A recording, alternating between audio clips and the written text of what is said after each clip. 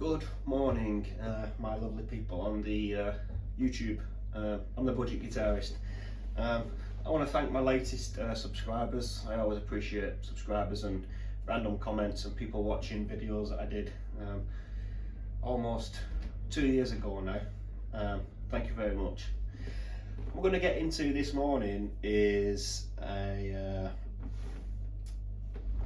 tuning instability problems with Les Paul style guitars. Now, I don't know if this happens to real Gibson Les Pauls. I don't know if it's I don't know if they suffer the same sort of tuning instability, but what you might find if you play a Les Paul is you'll tune it up after a couple of songs, or you just leave the guitar hung up for, I don't know, a couple of days and then come back to it. What you might find is just completely out of tune. It's just gone, just out of tune. Now, what I think's going on with the tuning stability is you've got this thing called break angle. Now, what that's referring to is you imagine where your strings come through the bridge and they go down. So for every area where there's an angle of what the strings got to travel and then make an adjustment, it's those little things that are going to cause tuning instabilities. So for example, if I bring this a little bit closer, you can see now where the strings are going into the bridge, and we can see now there's a very sharp, it angles up like this, and then the strings go level. So we've got this quite a steep angle here what the strings have got to travel. It's not too bad on when you get past the top nut. It's quite a shallow angle, but so I suspect the tuning instabilities come from this steep angle here where it's going up and then it's having to track straight to go down the rest of the fretboard. Now, I think, don't quote me on this, I'm not a professional, I don't hold any qualification, but I think as a hack that may save you a couple of quid, going down to a music shop, it's just to route the strings slightly different. So instead of putting the strings in the back of the bridge and then up, what you can actually do is put the strings in that way and have them wrap around the top of the bridge. And what will happen is, by doing that, the break angle will be less severe. It'll be almost at the same sort of angle as what you've got up on your top nut. So what I'm going to do is take off the strings. I'm going to have to fit a new set of strings, because when I fitted these, I snipped them off, make them quite neat. I don't think there's going to be enough string to loop around that once and then still have enough to get a few wraps in up here on the tuning pegs. And the other thing I want to do with this guitar is take a look at the action on the other one. The boo-boo I made when I bought this, I took it apart. I actually fitted the back plate on back to front, so you can see the made in Japan is upside down. So I'm gonna sort those out, let you hear what it sounds like, see if it sounds any different, I guess. Right, let's get into it. So a couple of tools I'm going to need out of my trusty guitar tools mixture of budget stuff is I'm going to need a screwdriver, because I'm going to be trying to set the action, and also the back plate that's upside down. I need a screwdriver to take that off. Set snips just to cut the strings, and obviously a new set of strings. I like to use the early ball slinkies. I just like them. They seem to last quite a long time. It takes quite a long time for them to start sounding dull, and they're pretty resistant to just corrosion, really. They always stay looking shiny brand new. I've took all the tension completely off the strings now. I'm just gonna snip them off. Let's get them in there. These off. A little bit gutted really, because these strings are actually still in really good nick, but they're just not going to be long enough when I wrap them the other way around the bridge, which is quite annoying, because it's almost a waste of money, but needs must. Hopefully it really does help it stay in tune and I don't have to worry about tuning it every single time I want to play it. Just be careful when you're taking these off, because these end bits they're really sharp. It's not nice when one decides to jab itself right down your fingernail. Yeah, it's not good. Right, let's get them off. Don't need these.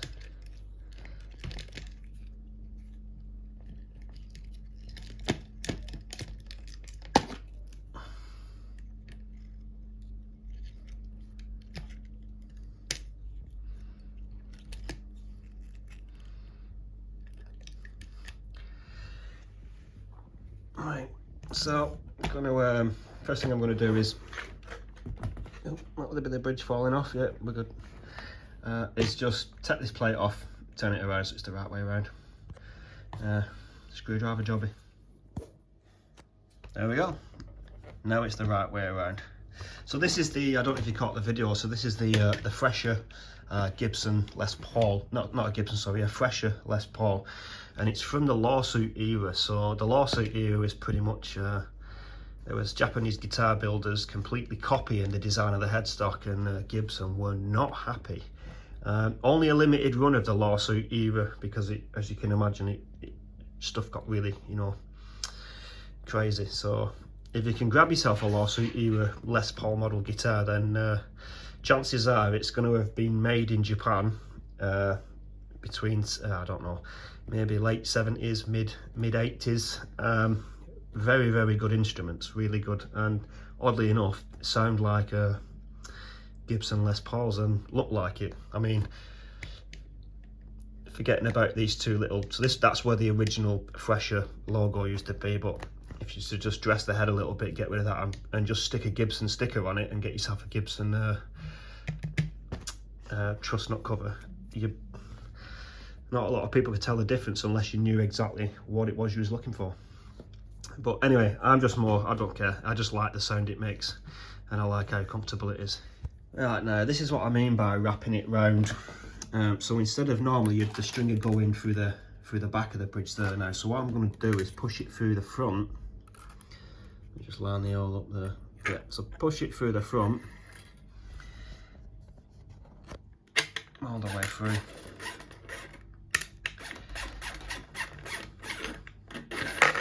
Oh, okay. I'm gonna have to create. I might as well just put all 6 strings through this and then put it back on. But you see what I mean? So it's going through the back bit there. Normally you'd put it in this way. The idea is it goes through the back and it's then going to wrap around the top of this, which is going to heighten it at the bridge here, making the angle from the post here to there a lot shallower. Hopefully it address the tuning stability issues we have with my illegal Les Paul. There we go, like that. So all I need to do now is take the strings over the top of the bridge now, making sure it goes through the saddles and then up through the top tuning pegs. Right, new strings are on now, so they're almost up to tension. I'm just going to leave them like that for a second. So we're talking about a break angle then. So if you see the angle there from where the string rides over the top nut and then meets the tuning peg there, that's the break angle. That's the angle that we're trying to get the shallowest as possible. We don't want nothing excessive, like it's going like this and then, you know, taking a, you know, really mad steep angle. But on the bridge then, so we can see now by wrapping the strings the other way around the bridge, we can see the angle now from the bridge to the actual saddles is actually looking way better than it did. The only thing I need to do now is do the action, which is very simple to do on a Les Paul, because we've just got this adjuster here and this adjuster, and it's just going to bring them all up. And also we can do the intonation and what's that I'm looking for? Yeah, intonation. And because this bar here should be following the radius of the neck, I hope. But anyway, figure it out. Back in a sec. Alright, so I've purposely not played my Les Paul now for a few days, and it genuinely has been hung up there doing nothing. We're pretty much moving into summer now, so it means it's getting cold at night and then it's warming up during the day. So this is what it's looking like now. You now see the, I'm gonna get my camera on that. See the brake angle now. There hardly is a brake angle where the strings are now wrapped around the back of the bridge and coming over the top. So it's added some height on this side and made that that brake angle less and less. It's almost, it's shallower than, I don't know if you can tell from the thing here. It's shallower than the actual brake angle across the nut and then onto the tuning pegs. And the proof that it's actually working is it's still in tune. Any guitarist, you know, you can pretty much tell from your ear when you strum it open. That's how it sounds in sort of standard tuning.